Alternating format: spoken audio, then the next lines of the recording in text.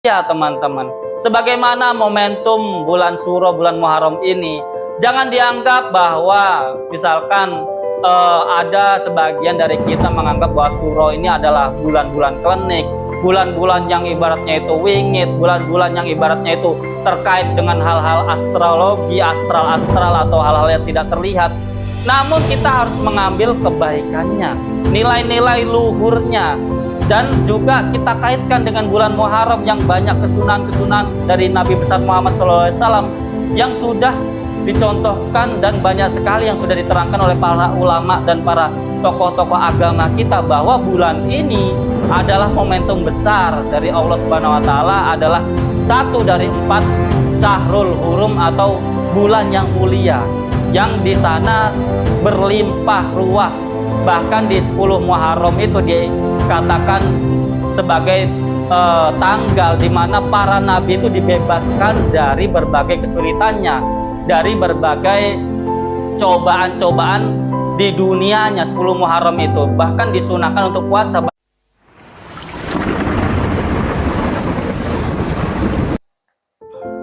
Assalamualaikum warahmatullahi wabarakatuh. Salam sejahtera bagi kita semua teman-temanku dimanapun kalian berada. Semoga pada kesempatan hari ini kalian semua dalam keadaan sehat walafiat, dalam keadaan lancar aktivitas pekerjaan maupun kesehariannya. Semoga kita semua senantiasa diberikan keberkahan, kelancaran, kemudahan oleh Allah Subhanahu wa Ta'ala Tuhan kita, sehingga hari-hari kita semakin hari semakin baik, semakin produktif, dan berkah dan manfaat bagi orang-orang yang kita sayangi dan orang-orang yang ada di sekeliling kita. Sebelum kita masuk pada pembahasan kita pada hari ini, jangan lupa untuk subscribe ya teman-teman, like, share, dan komen, dan nyalakan notifikasi loncengnya di situ ya teman-teman. Bantulah konten ini agar semakin meluas, menyebar, dan selalu memberikan insight-insight yang baik bagi seluruh masyarakat Indonesia Raya kita ini. Pada hari ini saya akan membahas tentang betapa, karena kemarin beberapa hari yang lalu yaitu kita melakukan ibaratnya itu kemeriahan bulan 1 Muharram atau tahun baru Hijriah, tahun baru Islam ya teman-teman, tahun baru Komariah kalau bahasa lainnya, dan juga menjadi suatu bulan yang dianggap bagi masyarakat Jawa, yaitu bulan Suro ini, itu juga adalah bulan-bulan yang sakral bagi masyarakat Jawa, khususnya untuk mensucikan diri mereka sendiri, kita sendiri, untuk menyongsong hari-hari yang akan datang, karena kita menginjak pada tahun yang baru dan melewati bulan-bulan lampau yang mungkin lika-likunya, naik turunnya, perputaran kehidupannya mungkin begitu amat berlika-liku, dinamis, dan lain sebagainya. Di bulan Suro atau bulan Muharram ini banyak sekali masyarakat, terutama masyarakat di Indonesia ini, yang melakukan ritual-ritual, entah itu ritual ibadah, ritual pensucian diri, puasa, mendekatkan diri, berzikir, bermuhasabah, karena kita sudah melalui tahun yang lampau atau masa lampau atau hari-hari yang lampau, dan akan menyongsong hari-hari baru, tahun baru yang niscayanya kita harus menjadi pribadi-pribadi yang lebih baik. Dan ada satu ungkapan teman-teman, adalah ada hal yang sangat jauh, ada hal yang sangat jauh dan tak akan pernah kembali, yaitu adalah hari-hari yang telah berlalu atau masa lalu. Maka dari itu kita pada hari ini akan membahas tentang sikap kita untuk memuhasabah diri, merenungi diri tentang masa lalu yang sudah kita lalui, agar menjadi suatu pelajaran yang baik untuk kita hari ini dan seterusnya teman-teman. Maka dari itu marilah kita bahas lebih dalam segmen olah pikir, mengolah pikiran, merenungi kehidupan dan berbagai hal yang terjadi dalam kehidupan ini. Teman-temanku dimanapun kalian berada di Indonesia ini, terutama di Pulau Jawa, di masyarakat Jawa, pada bulan ini disebut dengan bulan Suro, atau dalam kalender Islam disebut bulan Muharram. Bulan Suro atau bulan Muharram dalam Islam sama identiknya dengan bulan di mana kita itu banyak sekali melakukan hal-hal ritual ibadah atau mendekatkan diri kepada Yang Maha Kuasa, atau mungkin melakukan hal-hal yang menjadikan jiwa, hati, rohani kita menjadi bersih, karena di bulan ini adalah bulan di mana momentum kita melakukan berbagai macam muhasabah, membersihkan diri untuk menyongsong ke depan, hari-hari ke depan. Bahasa Suro atau bulan Suro itu kalau dalam bahasa Jawa, Su itu artinya kebaikan. Kalau ada nama orang depannya Su, Sulasmi, Sulastri, Sumirah dan lain sebagainya gitu kan.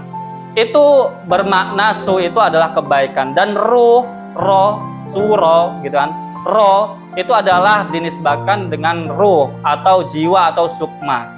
Jadi penamaan bulan Suro oleh masyarakat Jawa diartikan bahwa bulan ini adalah waktu di mana masyarakat Jawa yang meyakini bulan ini adalah momentum yang sangat baik untuk mensucikan kembali, membersihkan kembali, mempersiapkan diri dengan hari-hari ke depan, untuk hari-hari ke depan menjalani kehidupan yang lebih baik. Karena kita telah melewati bulan-bulan lampau atau tahun-tahun yang sudah berlalu.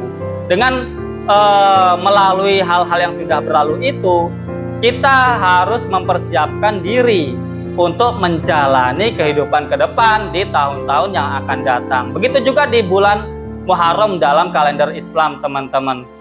Ini juga banyak sekali di bulan ini sunnah-sunnah yang diajarkan oleh Nabi Muhammad SAW gitu kan. Ada puasa di ibaratnya itu di awal bulan, bahkan Nabi pun sebulan penuh juga pernah puasa di bulan Muharram ini gitu kan. Karena bulan Muharram ini adalah dianggap bulan sakral juga, termasuk Syahrul Hurum. Ada bulan-bulan, 4 bulan selain bulan Ramadan yang juga sakral untuk beribadah. Salah satunya dari 4 itu adalah bulan Muharram.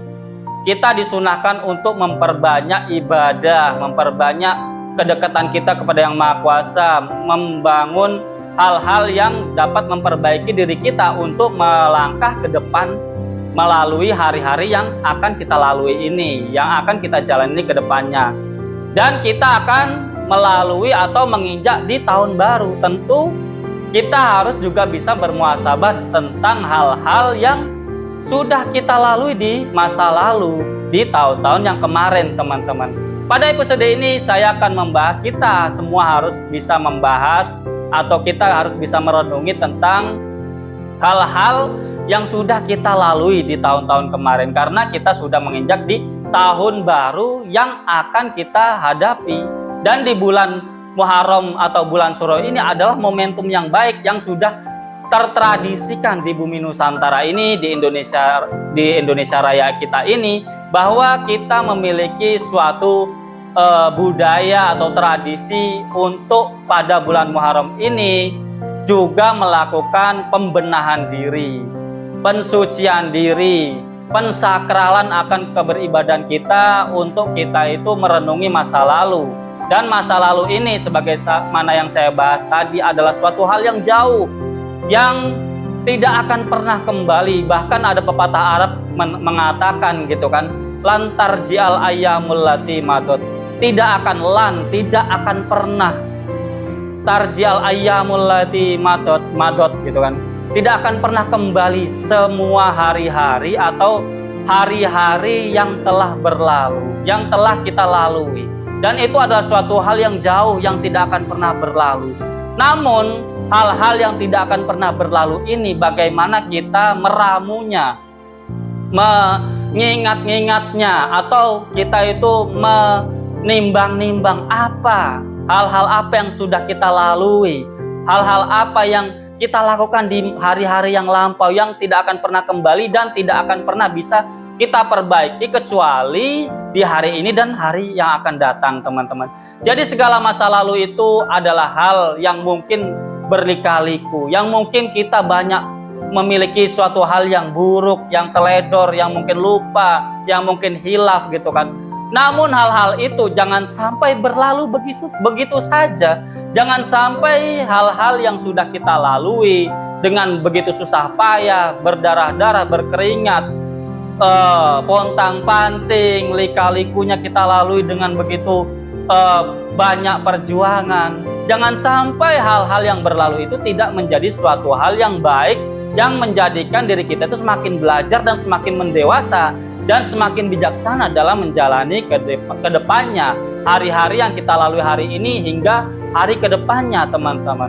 Jangan sampai hal-hal yang tidak akan pernah kembali ini, yang hanya bisa kita kenang, yang hanya bisa kita ratapi atau kita kenang gitu kan, menjadi hal yang sia-sia begitu saja berlalu tanpa ada makna dan faedah yang bisa menjadikan diri kita itu belajar, merenungi, ibaratnya itu menjadi suatu pengalaman atau hal-hal yang menjadikan diri kita itu termotivasi untuk menjadi pribadi-pribadi yang lebih baik ke depannya, teman-teman. Inilah teman-teman betapa kita harus sadar bahwa hari-hari kita akan semakin berkurang sepanjang kita melalui umur. Kita tentu memiliki umur, rata-rata umur masa sekarang yaitu 60, bahkan di bawah 50, bahkan ada yang sebelum 50 sudah kita dari tetangga kita atau mungkin orang yang kita kenal sudah meninggal karena mungkin sakit, karena mungkin hal-hal lain, kecelakaan dan lain sebagainya, hal-hal yang tidak terduga. Ini adalah suatu hal yang niscaya akan kita lalui kematian itu, dan umur kita tentu akan semakin berkurang.